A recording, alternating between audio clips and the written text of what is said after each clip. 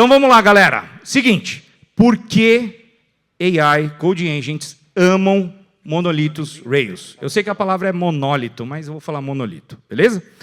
Seguinte, Serradura, Sidão já me anunciou, além de estar trabalhando como principal lá na Wavelo, agora eu comecei a trabalhar fortemente com AI. Então, quem quiser falar sobre frameworks, como que está fazendo e tal, ontem no workshop a gente também falou bastante sobre isso. Antes de falar de Mandy, Ruby e tudo mais, eu gosto sempre de anunciar que eu sou casado com a minha amada esposa Thalita, paizão da Bela, da Lulu e agora do Dom. E foi a chegada do Dom que me fez me ausentar por um tempinho, porque, né, dá muito trabalho uma criança pequena em casa. Ano passado, junto de mais 3 sócios, desenvolvi o Simplo. Se você está procurando por uma solução de pagamento, de recorrência, ou até mesmo parceria em relação a isso, vem falar comigo, porque eu sou um cara de tecnologia que estou aprendendo a fazer negócio. Então, quem tiver interesse, vem conversar. Vamos lá. Pergunta. Rails é relevante em 2026? Sim ou não? Não, estou brincando. Vamos lá. Rails é relevante para a codificação com agentes? Errado, estou brincando. Vamos lá. Seguinte, pergunta. Rails escala? Escala. Inclusive, a gente tem essas métricas bizarras do Shopify e um lucro fenomenal, né? Onde a gente vê bilhões de requisições, milhões de requisições, né, por minuto, e, enfim, uma escala absurda. Rails escala. Ruby é token efficient? A gente não só tem essas métricas aqui, deixa eu vir para o meio do palco, eu não sei, deixa eu ficar aqui, enfim. Não só tem essas métricas que falam de eficiência, como o TAC que está aqui também fez no canal dele, ele estava compartilhando comigo. Então, é eficiente. Qual que é o benefício disso? Token é o combustível do agente. Quanto menos você use, mais longe você vai, melhor. Certo? O Y Combinator, que é a maior aceleradora, ela recomenda Rails para desenvolvimento de produtos com Coding Agents. Então, quer fazer um bom Vibe Coding, Vibe Engineering? A Y Combinator recomenda. Tá? Legal. Quão versátil é o Rails? Pô, Rails você faz web, mobile API, background jobs, enfim, você tem um recurso agora de deploy, upright, observabilidade, uma série de coisas. Ou seja, é muito versátil. E o framework agora está se posicionando de uma forma sensacional. Antes era do Hello World to the IPO. Agora é do prompt para o IPO. Entendeu? E ele comunica, aqui tem tudo que você precisa, né? Para você e para os seus agentes. Só faltou agentes, entendeu? Vem com o pai, faltou falar isso. Vamos lá. Então, Rails escala, é token efficient, o Y Combinator recomenda para Vibe Coding e é versátil. Beleza. Que perguntas que eu quero trazer aqui para nós? O quão adaptável é o framework? Quanto de complexidade ele é capaz de suportar, a nível de design, a nível de organização? E por que Code Agents vão se beneficiar da arquitetura e da estrutura do Rails?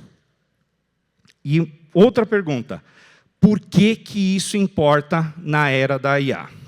Por quê? E a resposta é o seguinte, engenharia de software tem a ver com o custo para promover mudanças. E qual que vai ser o principal motor ou combustível para promover mudanças?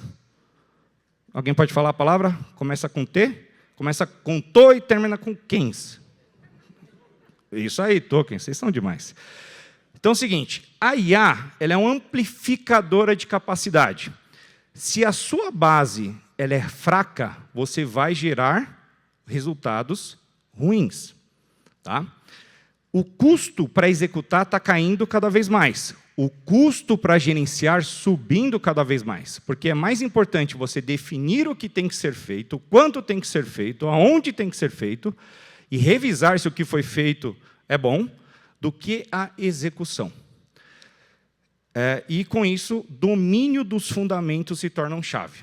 Então, a sua qualidade vai reverberar na IA.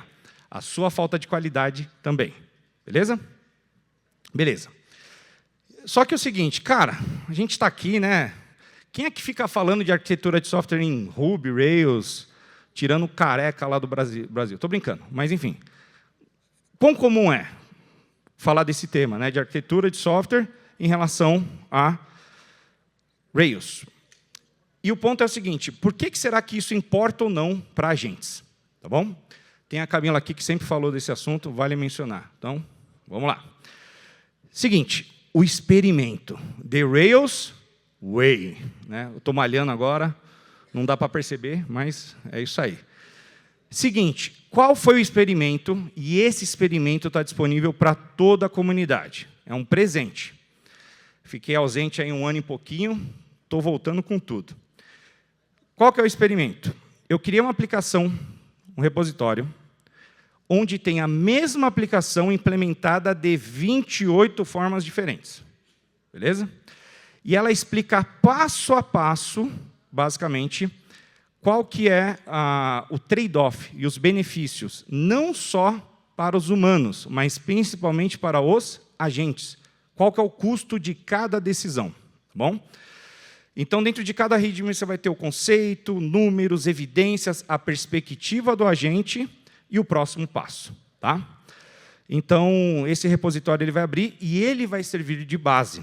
Porque teve uma coisa que eu fiz bem legal junto do Cloud, que foi criar um eval, um critério de avaliação do porquê determinado codebase ele pode ser mais ou menos amigável para coding agents. Tá bom?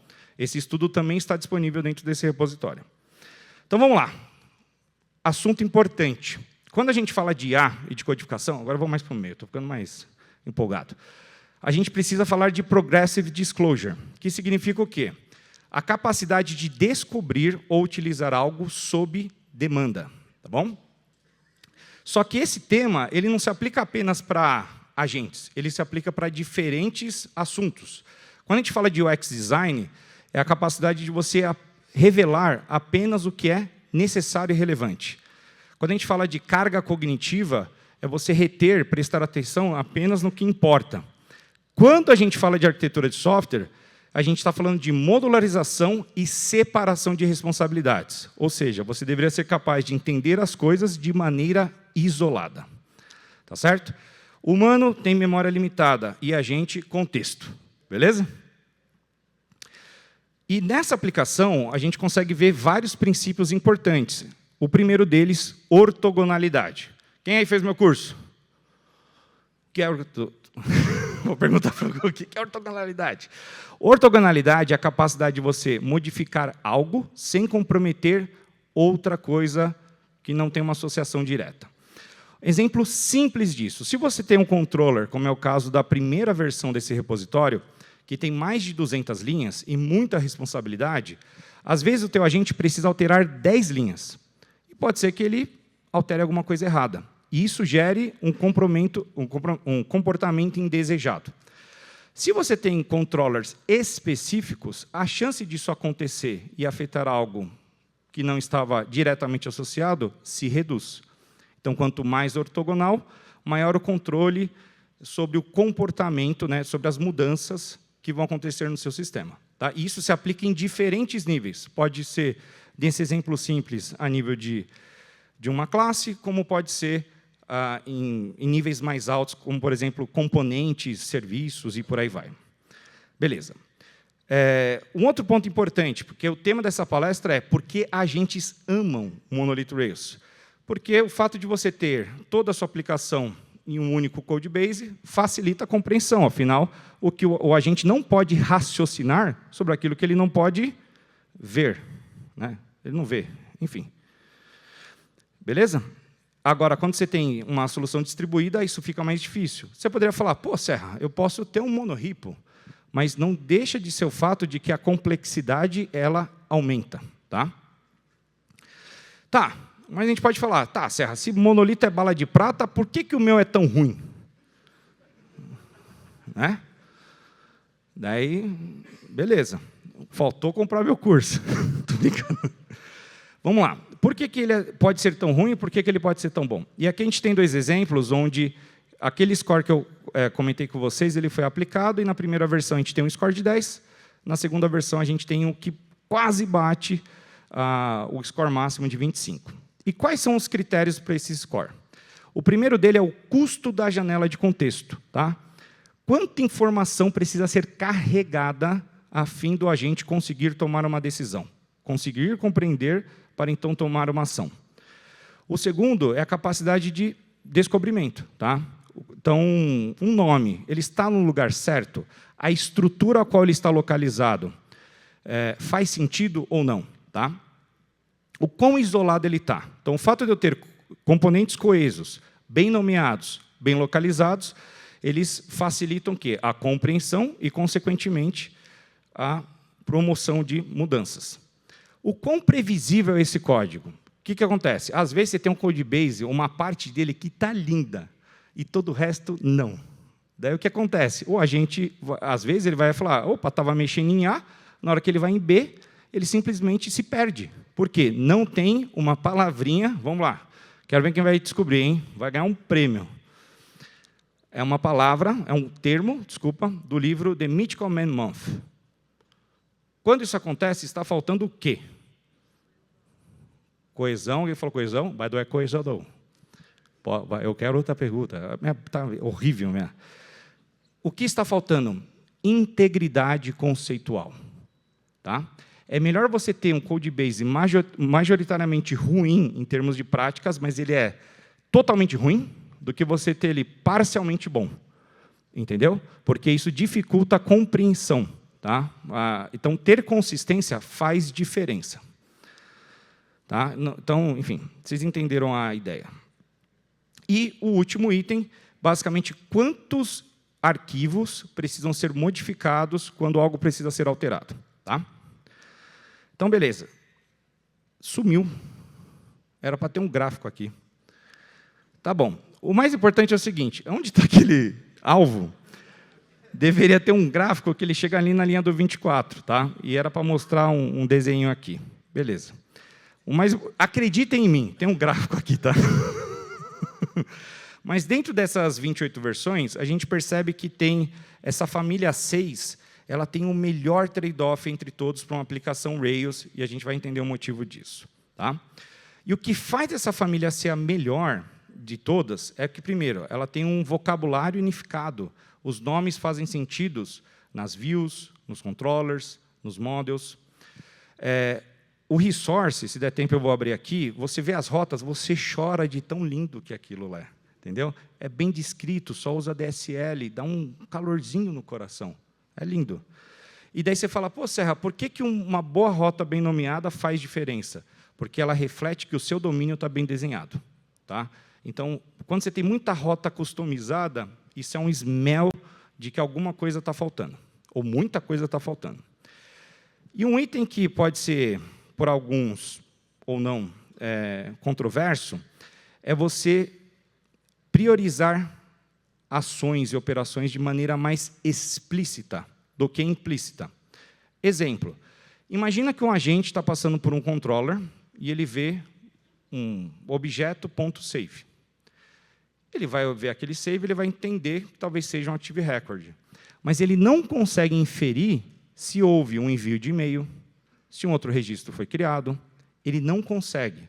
Agora, se existe uma classe que faz algo, por exemplo, ali um User Registration, tá? E ele vê essa classe, ele entra naquela classe, ele vê que, opa, está salvando e também fazendo outras coisas, é muito mais fácil do agente localizar e, consequentemente, entender e, com isso, tomar a decisão do quanto ou não agir. Fez sentido? Então, no frigir dos ovos bons nomes, a disciplina de como você organiza o seu código e, por último, o cuidado em tornar as suas operações explícitas. Tá? Era para ter outro gráfico aqui. E daí, nesse gráfico, qual que era o paralelo? Qual versão exige mais ou menos instruções no seu Agents MD, ou no seu Cloud MD? E a gente vai perceber que a família 6 é a que menos exige, porque ela é a mais intuitiva, tanto para humanos quanto para agentes. E essa família 6, ela segue a cartilha da 37 Signals. Tá? Então, assim, se você entrar no Fizzly, ou você entrar nesse Codebase, você vai ter dezenas de passos que vão te levar para aquela cartilha. E isso é muito bom, porque a gente tem não só algo que, vamos dizer assim, valida uma forma de trabalhar o Codebase, como também tem muita informação empírica aqui, para a gente poder chegar para o nosso time e falar por que fazer A é melhor que B? Quais são os trade-offs? Tá? Beleza, vamos trazer alguns exemplos práticos. Quando o código passa a ser a documentação. A gente tem do lado esquerdo a primeira versão, os controllers. Do lado direito, a gente tem o que seria a CIG, que é o ápice dessa família de implementações. Do lado do controller, a gente consegue ver ali. Ó, aqui, a gente está em users. Eu sei que existe users. Eu não tenho ideia se existe notificações. Percebe? Consegue ver? De um lado do controller, eu tenho ali, ó, web notification. Desculpa. Web notification. Está faltando. Ué, cadê o user aqui? Tá. Mas está faltando. Eu não sei porquê, mas sumiu. Era para ter. Talvez foi do VS Code na hora de fazer o print, mas era para ter a pastinha controllers, web, user, notification. Tudo isso aqui está aninhado dentro do namespace de user. E, basicamente, porque web notification está péssimo, mas tem o user ali, eu posso provar para vocês, tá bom? O fato é que, o fato de você saber que algo está em user notification, isso revela qual que é a capacidade desse sistema. Tá? Você não precisa de um manual para saber que existe a notificação, porque a estrutura de arquivos ela revela que essa intenção e esse comportamento existe. Tá? O mesmo se aplica para os models. Por quê? De um lado, eu tenho só os models. De outro, quando eu olho... o user aqui, agora apareceu. Beleza. Aqui eu tenho algo que me fala que tem, né, por exemplo, a notificação está dentro do namespace de user. Ali eu só tenho notificação. Não tem nada que me dê um hint de que, olha, a notificação belongs to user. Já aqui eu tenho uma correlação, uma clareza. Né? E isso é um princípio que a gente chama muito, que é o Common Closure Principle. Aquilo que faz sentido estar perto, fica perto. Tá? Então, se eu tenho essas entidades que elas estão correlacionadas, elas deveriam ficar próximas. Tá? E isso tem um valor semântico. Tá? Enfim, então, quando você trabalha num monolito, além de ter esses elementos, localizar algo para modificar, está tudo dentro de um mesmo codebase. O mesmo não se aplica quando você tem sistemas distribuídos. E, quando a gente fala de Progressive Disclosure, isso não se aplica só a nível de código. Você também pode ter, se você tem pastas, namespaces e uma boa organização, ter Cloud MDs ou outras instruções por pastas, por níveis. Isso também ajuda na descoberta. Você pode ter skills que vão mapear algum conceito específico para suportar a decisão do agente. Então, assim, se você... Isso é um smell bem interessante. Se o teu código não está bom, provavelmente você tem muita instrução. Entendeu? E você vai estar gastando mais token do que você deveria. Hoje, quando a gente olha para o ecossistema Rails, você tem uma fundação absurdamente boa. Quando a gente fala de ferramental, Robocop, o Packwork, quando você começa a ter aplicações onde você precisa delimitar melhor as fronteiras dentro de um codebase mais complexo. Sorbet, hoje em dia, eu vejo uma adoção cada vez mais, uma escolha por linguagens tipadas por conta do rápido feedback que isso pode prover para o agente. E quando a gente fala da integração com ferramentas agênticas, eu quero citar o RoboLSP, que se tornou um plugin oficial do Cloud. Ou seja, o fato do LSP indexar o teu codebase, agora essa informação também passa a ser disponível para o seu agente. Se esse código for bem nomeado, bem organizado, bem localizado, vai, inclusive, potencializar o próprio agente. Uma outra ferramenta criada por um brasileiro, que é o José Valim, Tidewave. Quem é que usa? Poucas pessoas. Vocês estão perdendo a oportunidade de algo excelente. Testem o Tidewave, tá? Porque ele te dá informação em runtime do que está acontecendo na sua aplicação. Tá? Além de várias community skills, e dela eu quero citar a do Palcan, do Vladimir, que fala de arquitetura, várias práticas, não sei se ele está aqui, que vale a pena também você conferir, se inspirar e utilizar. Tá? Seguinte, naquele repositório, ele para na família 7 num ponto, e ela tem um score baixo, mas tem um arquivo lá que ele mostra um path de como iria evoluir. E esse arquivo, basicamente, é a minha promessa que eu vou implementar mais 7 versões nesse repositório. Tá? E tem documentação que aborda tudo isso lá. Bom, Então é o seguinte, o que todo mundo quer, basicamente, é reduzir o número de deployments e maximizar a modularização. Tá bom? Esse é o objetivo que todo mundo quer. E aquela família 6, o jeito da Train 7 Signals de codificar o código, onde você usa bons namespaces, faz uma separação boa, né, do teu código, mesmo tudo no mesmo banco de dados e tudo mais, ela te deixa pronta para um próximo passo, se for necessário. Tá? E é isso que esse codebase que eu fiz, ele apresenta. Ele mostra que, quando você chega naquele estágio, dar o próximo passo se torna possível. Agora, se você não está nesse estágio, vai ser, não vou falar impossível, mas inviável, eu acredito você conseguir realmente isolar. Nessa aplicação que eu fiz de exemplo, só para vocês entenderem, tem um momento onde os principais domínios eles não têm mais um has many belongs to. Daí eu preciso usar uma chave fraca para associá-los, blá, blá, blá. Mas o fato de fazer isso permite que agora eu tenha um banco de dados por domínio. E isso traz uma série de outros problemas. O ponto principal que eu quero trazer para vocês é que, sem uma boa organização, é impossível adquirir uma real modularização. Tá? Existe um preço a ser pago.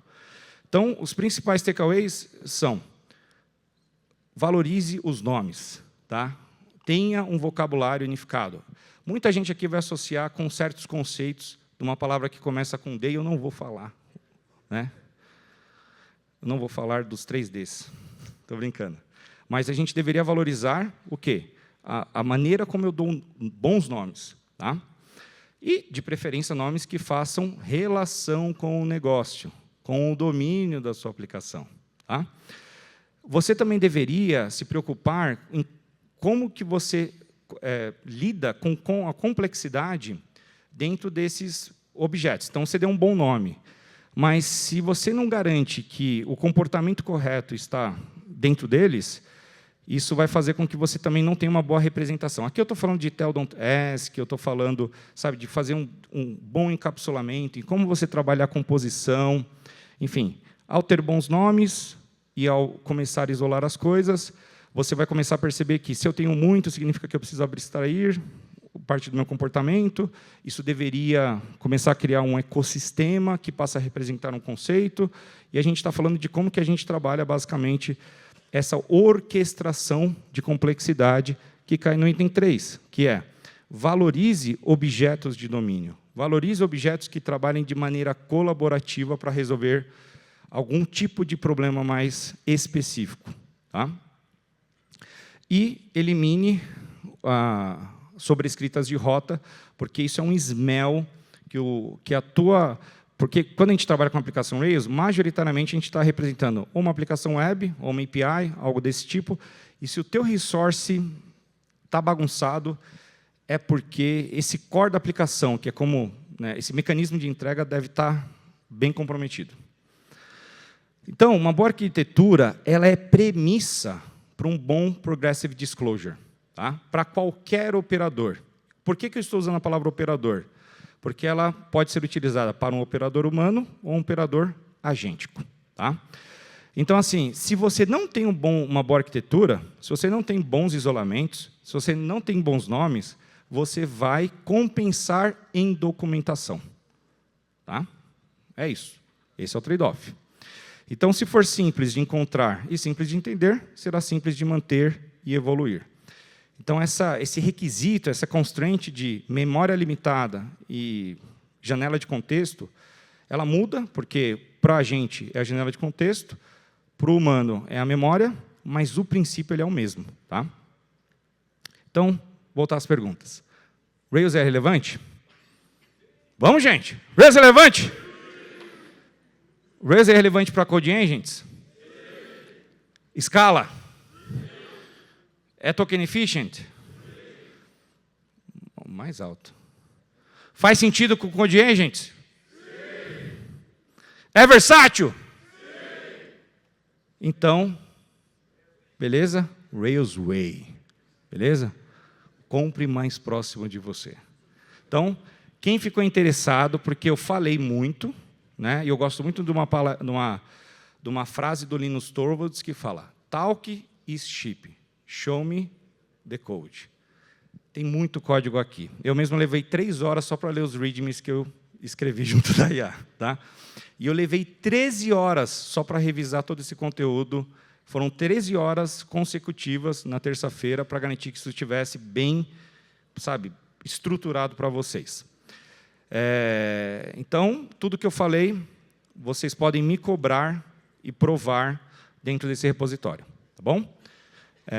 Então, por que agora? Porque se a tua capacidade ela for baixa, a sua capacidade de extrair da IA também será baixa. Ela pode compensar, porque você pode usar skill de alguém, você pode usar prompts prontos, mas em algum momento, quando você perceber que quem é que está no domínio é a IA ou é você? Então, o meu ponto que eu quero trazer é essa questão de que o ferramental está muito bom. E se os seus fundamentos não estiverem, você está limitando aquilo que você seria capaz de fazer com eles. Tá bom? Não seja o limite. Não seja o limitador, seja o potencializador. Tá bom? E é isso. Obrigado.